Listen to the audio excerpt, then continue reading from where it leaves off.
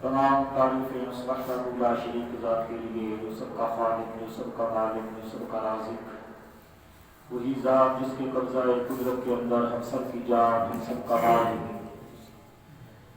وہی بلا شرکت غیر ساری کائنات کا خالق، وہی مالک، وہی رازق، وہی ہر لمحہ ہر سانس کے ساتھ تعریف و توصیف حمد و ثنا کے لائق وہی ذات واحد و یکتا۔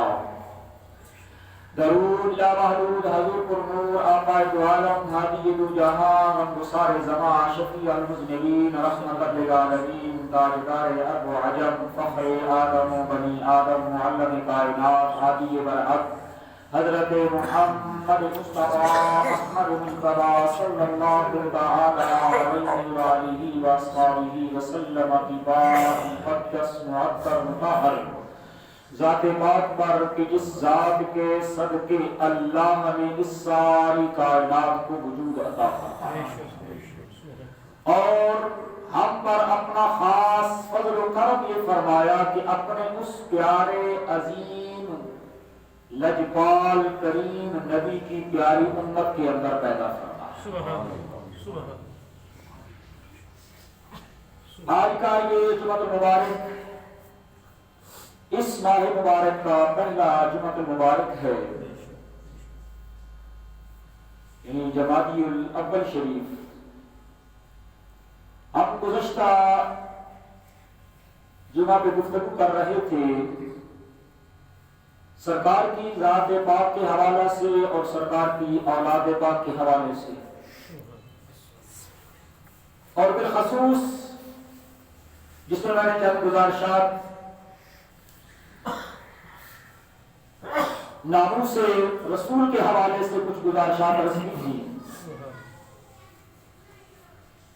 اس امید اور یقین کے ساتھ کہ یہ ہماری پہچان بھی ہے اس دنیا میں، کل قبر میں اور اگلے دن حشر میں، اور اسی کے اوپر ہماری نجات کا ذریعہ ہے۔ یہ یاد رکھیں کہ انسان جب سے اس نے ہوش سنبھالی ہے وہ اس بات کی جدوجہد کر رہا ہے کہ میں ایک کامیاب انسان بن جاؤں، معاشرے کے اندر میرا ایک نام ہو، ایک مقام ہو، ایک حیثیت ہو، ایک میری عزت ہو، احترام ہو، لوگ مجھے عزت اور وقار کے ساتھ یاد کریں۔ ٹھیک ہے، اگر یہ جائز طریقے سے ہو تو کوئی ممانعت نہیں، غلط بھی نہیں، لیکن اس کا بیسک بنیادی اصول کیا ہونا چاہیے؟ اللہ نے قرآن میں بتا دیا ہے ان اکرمکم عند اللہ اتقاکم، تم میں سب سے زیادہ اللہ کے ہاں پسندیدہ مقرب اچھا وہ ہے جو متقی ہے۔ اگر یہی سارا کوسچن کریم آقا کی بارگاہ میں رکھا جائے تو سرکار نے فرمایا ایھا الناس ان ربکم واحد وَإِنَّ أَبَاكُمْ وَاحِدٌ لَيْسَ لِعَرَبِيٍّ وَلَا لِعَجَمٍ وَلَا لِأَحْمَرٍ وَلَا لِأَسْوَدٍ وَلَا لِأَسْوَدٍ وَلَا لِأَحْمَرٍ إِلَّا بِالتَّقْوَىٰ۔ کریم آقا نے حجت الوداع کے اوپر جب خطبہ ارشاد فرمایا تھا آپ نے، اس کا یہ حدیث بات آپ نے ارشاد فرمائی تھی ایھا الناس، اے لوگو ان ربکم واحد و ان اباکم واحد، اے لوگو تمہارا رب ایک ہے، تمہارا باپ ایک ہے۔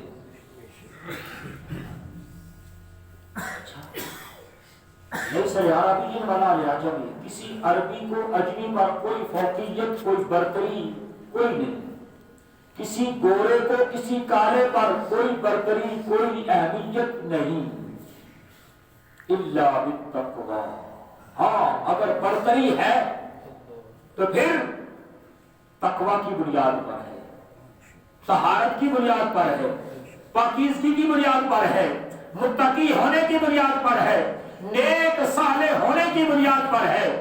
جو جتنا زیادہ نیک ہوگا، اتنا زیادہ تقوی والا ہوگا، اتنا زیادہ اس کا مقام ہوگا۔ اچھا کہ انفرادیت کے اندر دیکھا جائے یا اجتماعیت کے اندر،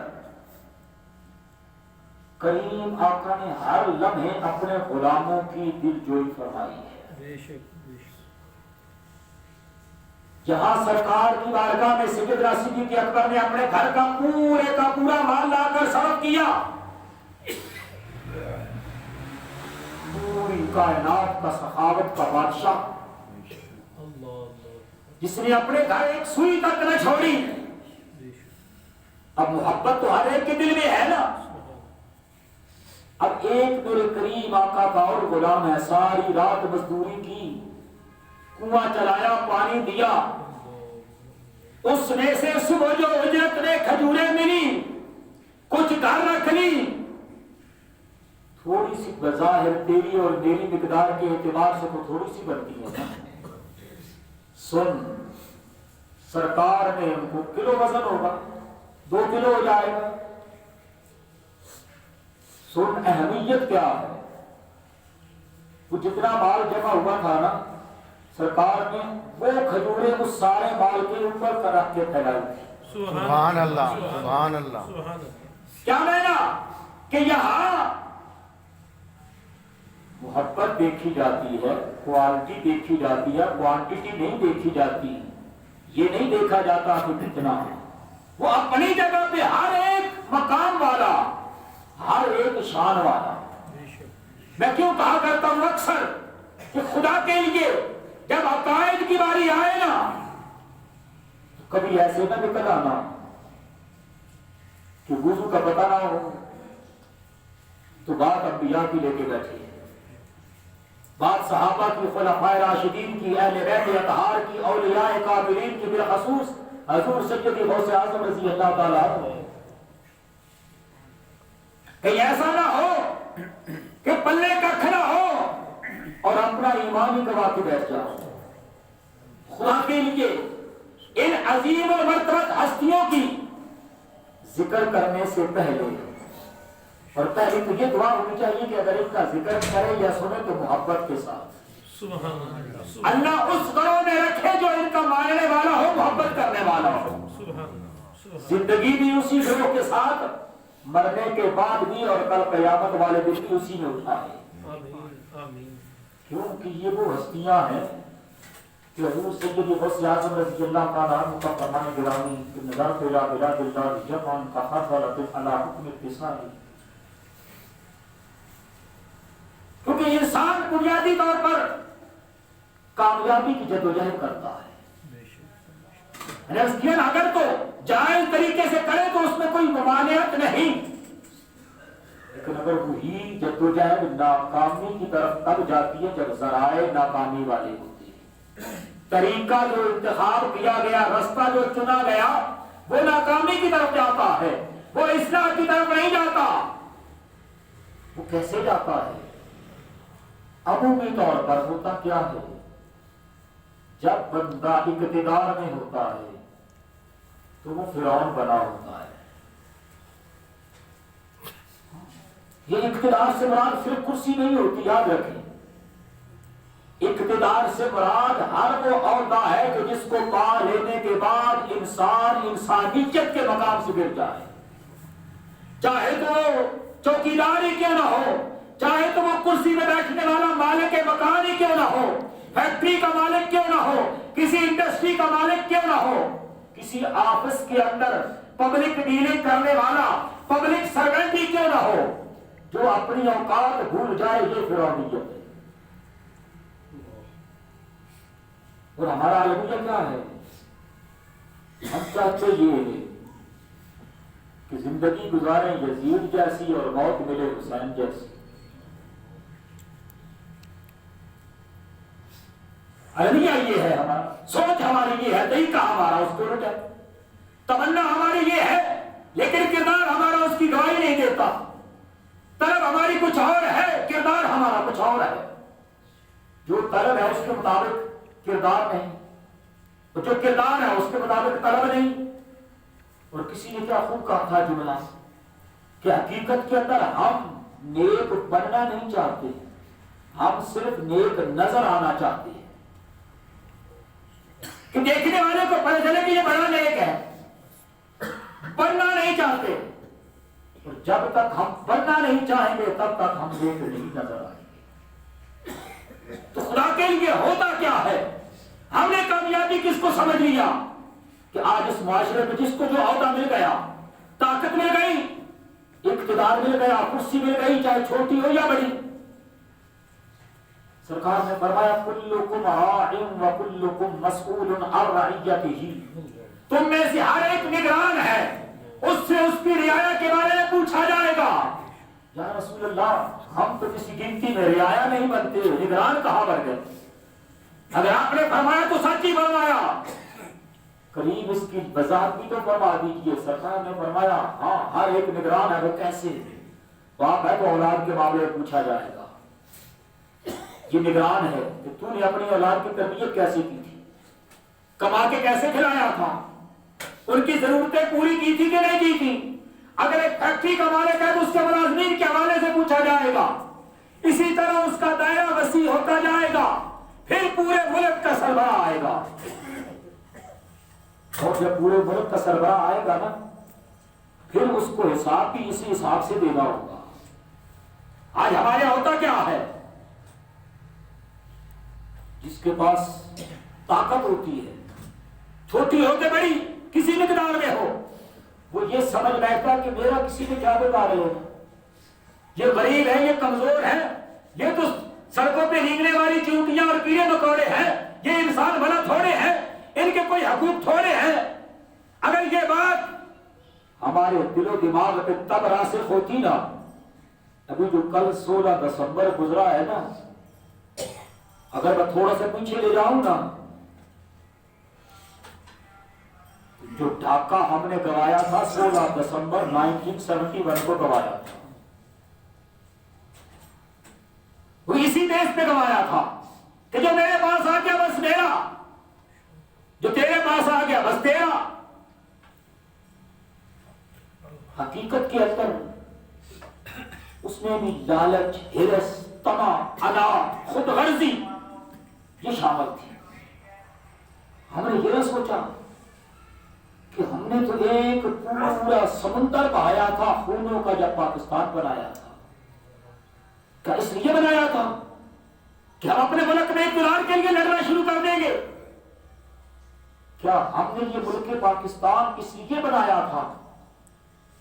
آج میں اکثر کہا کرتا ہوں کہ میرے وہ نوجوان، ان کو تو کسی نے بتایا ہی نہیں کہ پاکستان کیسے بنا تھا، جنہوں نے ساری رات سلیکسر نکال کے سڑکوں پہ شور و غل مچانا ہوتا ہے.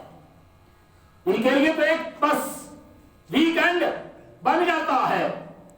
اس باپ سے پوچھ جس نے اپنا پورا خاندان، اس کا خون اس کی بنیادوں میں لگایا تھا.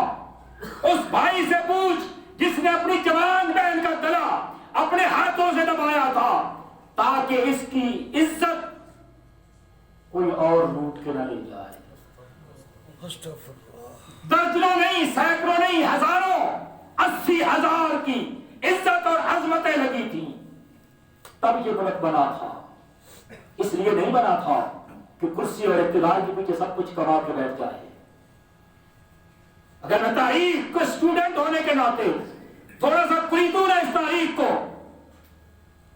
تو جو قیام پاکستان کی قرارداد پہلی پیش ہوئی تھی مولوی فضل حق نے جو پیش کی تھی نا، وہ بھی یہاں کا نہیں تھا، بنگال کا تھا. ہوتا کیا ہے آج ہم نے تاریخ کو تو چھوڑ دیا نا.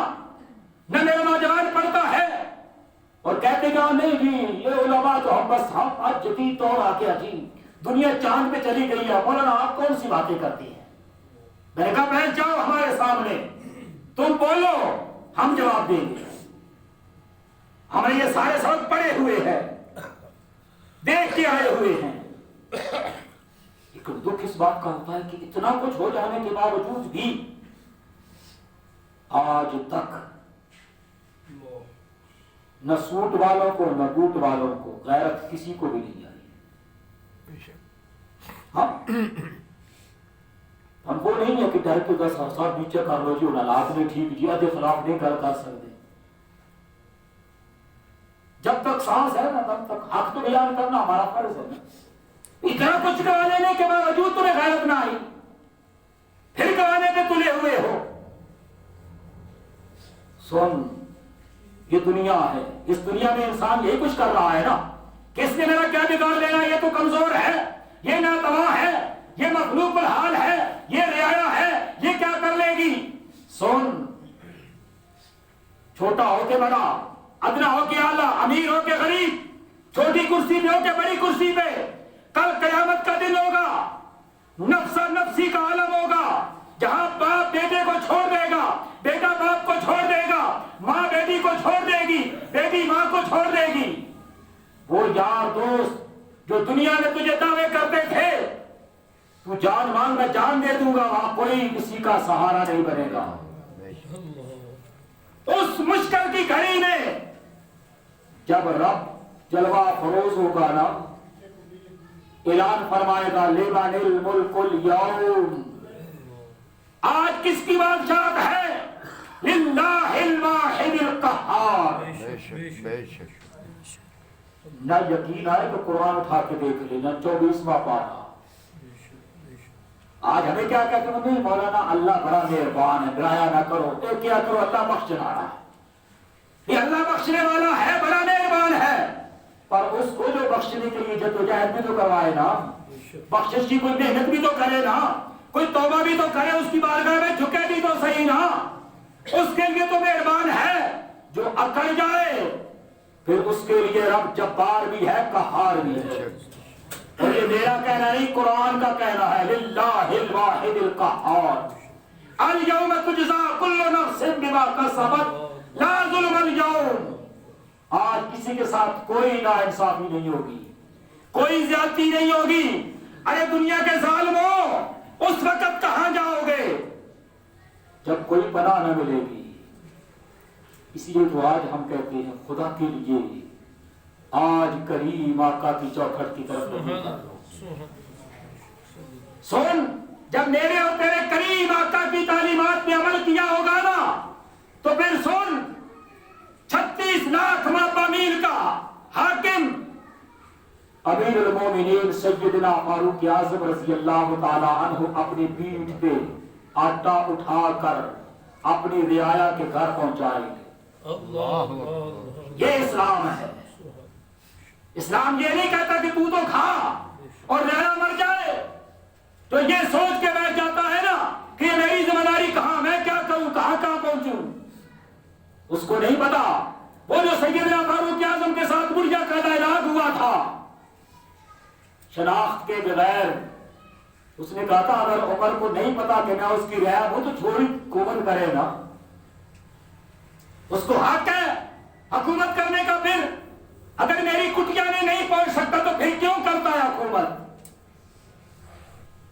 ہاں اگر اسلام ہو نا تو وہ تجھ میں مسجد نبوی ہو تو عمر سے سوال کر لیتا ہے کہ بتا تیرے جسم پہ جو لباس ہے نا یہ ایک چادر سے نہیں بنا، اور تیرے حصے میں تو ایک چادر آئی تھی، دوسری چادر کہاں سے لی، لباس کیسے بنا؟ اسلام تو یوں تک لے آتا ہے، لیکن حقیقت کے ہے کیا؟ امیر کیا، غریب، حکمران کیا، رعایا کیا، اسلام ہمیں بارے میں نہیں نہ کھاتا۔ اس لیے ہم نام لیتے ہیں، کام نہیں کرتے۔